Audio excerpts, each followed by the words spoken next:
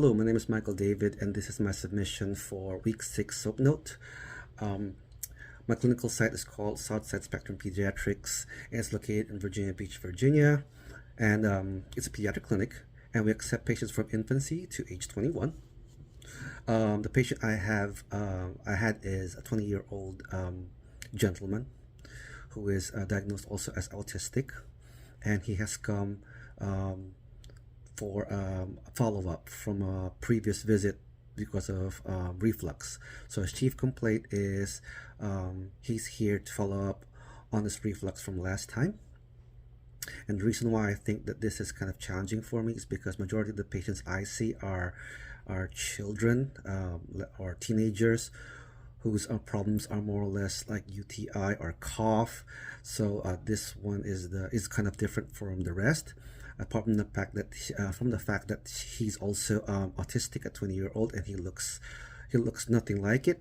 So it's kind of interesting for me to interview him and ask him questions. But of course, his father is here to assist in giving information as well. So he's a pleasant 20-year-old gentleman who presented himself at the clinic along with his father to follow up a previous visit from last month. He states that he has been taking the prescribed medications that we gave him for his reflux, and his burping and belching has been reduced significantly, and has stopped taking over-the-counter antacids. He's not in distress, but because of his autism, like I mentioned, his father would answer some of the information on his behalf. He's alert and react times 4 and speaks fluently, with some pausing while trying to answer as best as he could. He remained in eye contact and was attentive throughout the discussion. His past medical history include allergic rhinitis, is seasonal, autism, and reflux disease. He has no surgical history of note. He is allergic to pollen, and his medications include albuterol sulfate, 2 puffs PRN, which he hasn't taken for a long time now, fluticasone propionate, 50 micrograms, 1 to 2 sprays in each nostrils, PRN for his allergies, and famotidine 40 milligram tablets, which he takes at bedtime for reflux. Family history include the mother has a history of hypertension, and she's also diagnosed to have hepatitis C. His father is also has history of hypertension and is obese. His brother has been diagnosed with ADHD and also depression. Social history: he lives in a single-family home with his family. He likes computers and gadgets.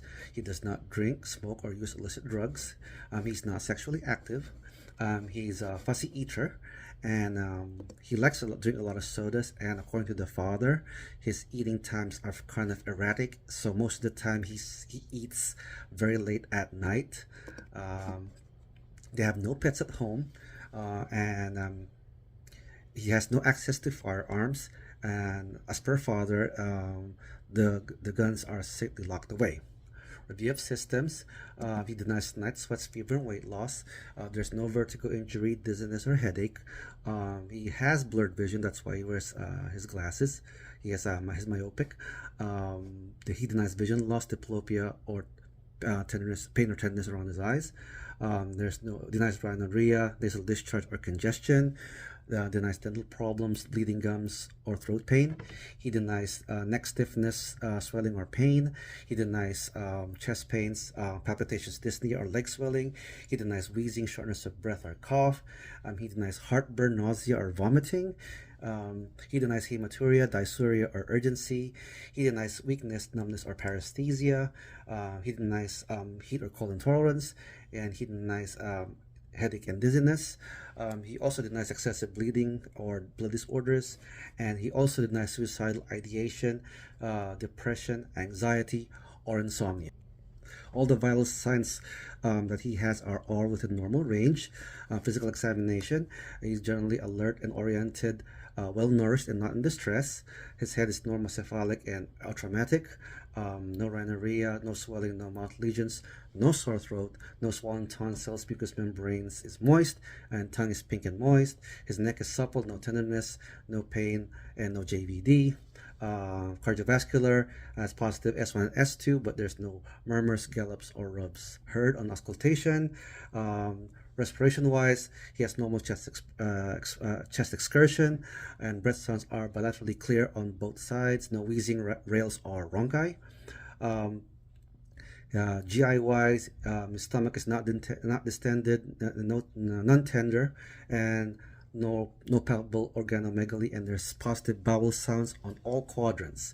Musculoskeletal-wise, he has positive range of motion on all extremities. Neuro is intact. He follows commands and can recall recent events, not so much remote. Alert and oriented time is 4 and has steady gait, and he's well groomed and verbalizes appropriately. For assessments, my three differential diagnoses include gastroesophageal reflux disease. This is because the patient last time his symptoms were not severe; they're mostly mild. Mostly his complaints were excessive belching and nausea and burning in the sternal area. So the patient was prescribed a PPI during that time, and according to the patient, as we during the discussion, it seems to have been working fine for him.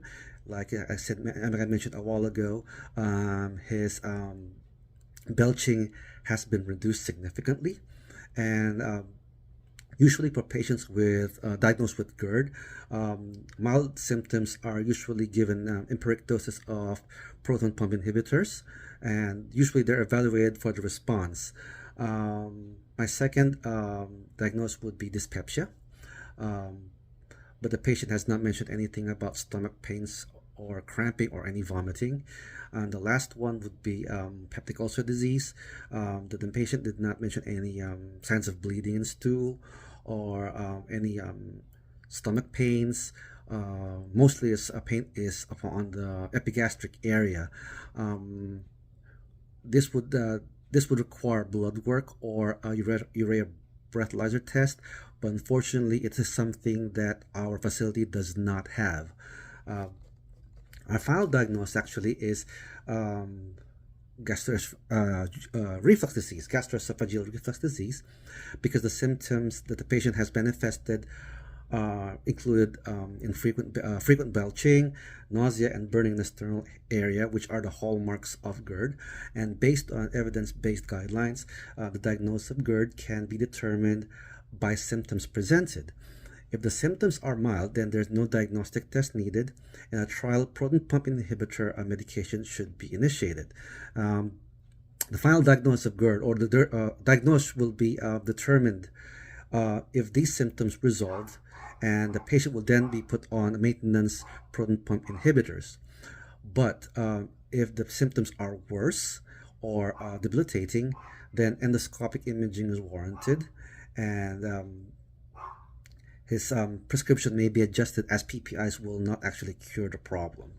So the plans for this patient is the patient was educated on the avoidance of ingesting or drinking carbonated beverages.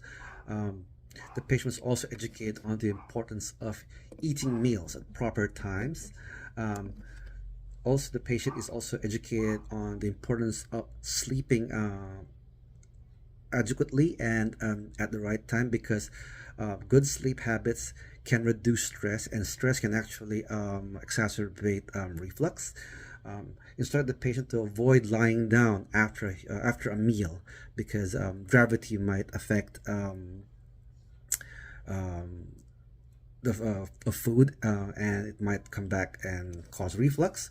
The patient is also instructed to continue maintenance famotidine at bedtime to control the reflux, and we also instructed the patient to come back in 6 months for further evaluation, and we also instructed the patient and the father to go to the ED or urgent care if symptoms continue to get worse, because they may need further testing. The holistic approach I used with this patient is creating a healing environment at all levels, or by wholeness and beauty, comfort, dignity, and peace are potentiated. So I made sure that upon entry to the clinic, or to the waiting room, or the office, I made sure the patient is seated comfortably, and I close the door, and I have let the patient to express himself on his own without any inhibitions, as well as the father. I let them explain the situation or the problem without any interruptions, and I listened intently. And both of us kind of made suggestions on the condition, and the patient was able to express himself freely with no problems, because he noticed that I was listening intently and I was willing to work with him. And even though that he is autistic, I realized that he is a very smart person, although he does not recall some events in the past, but he is willing to cooperate, and he is willing to take in the instructions and the recommendations that we have given him.